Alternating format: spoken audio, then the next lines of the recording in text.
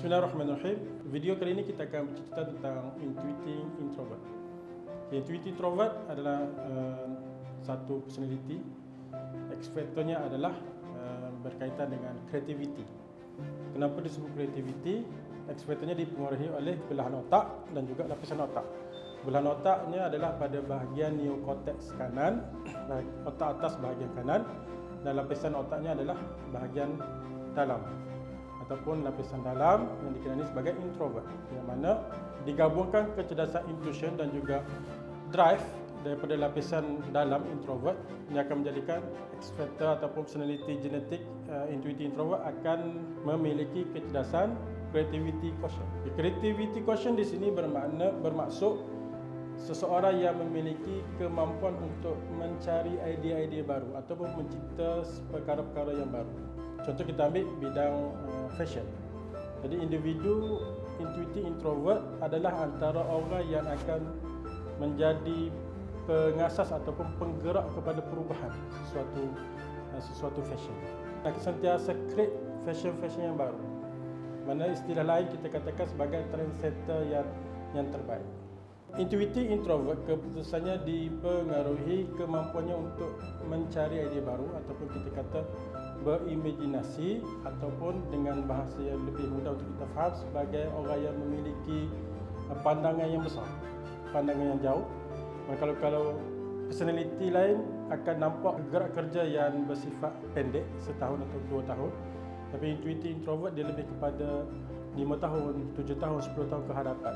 Jadi dengan cara berfikir yang begitu yang dianugerahkan kepada intuitive introvert, ditambah dengan pemacunya daripada dalam ke luar, dia akan membuat keputusan berdasarkan kepada suatu benda yang baru, berbentuk kreatif. Seandainya kita memiliki pekerja intuitive atau staff intuitive introvert, peranan utama dia adalah dalam mencari idea baru ataupun melakukan reformasi kepada apa yang sedang dilaksanakan ataupun yang sedang diusahakan. Kalau dalam industri telefon, sebagai pereka, mana dia adalah antara orang yang akan mencari desain baru ataupun teknologi baru. Kalau dia sebagai penjual, dia akan terlibat sebagai marketer yang terbaik.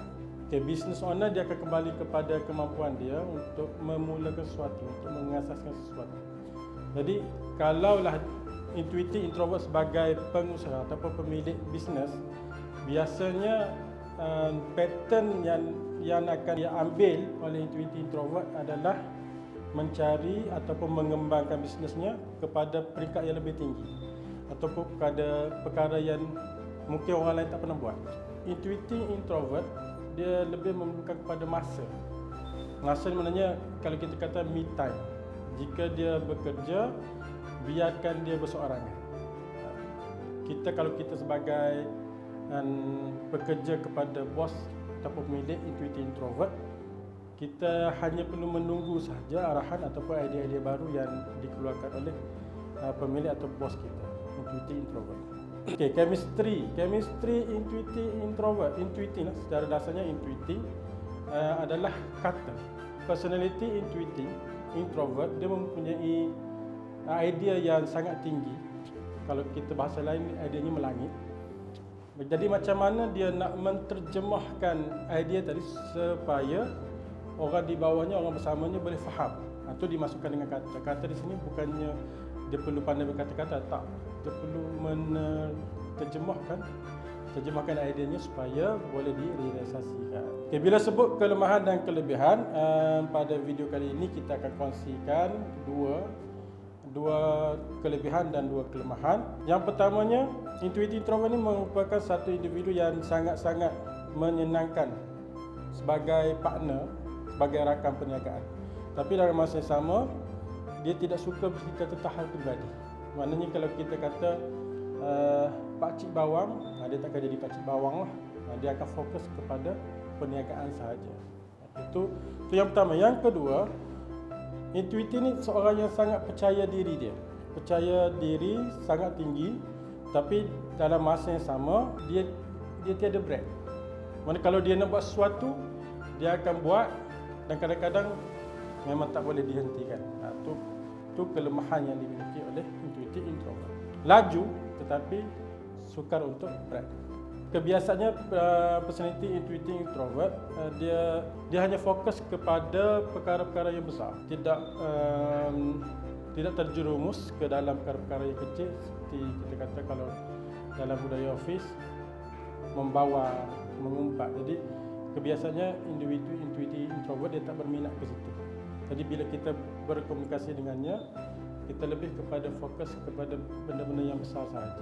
Intuitive introvert dianugerahkan dengan idea ataupun ilham yang berbentuk baru, kreatif. Jadi untuk melaksanakan idea tu yang jadi masalah kepada individu intuitive introvert. Jadi untuk meningkatkan diri sebagai clue diri dia untuk merealisasikan ideanya, personality genetik intuitif introvert perlu hadir ke program atau perlu mencari kelas-kelas yang membolehkan idea-ideanya dilaksanakan. Contoh kita ambil senang, yang cepat berubah dalam dunia kita apa dia? Contoh fashion.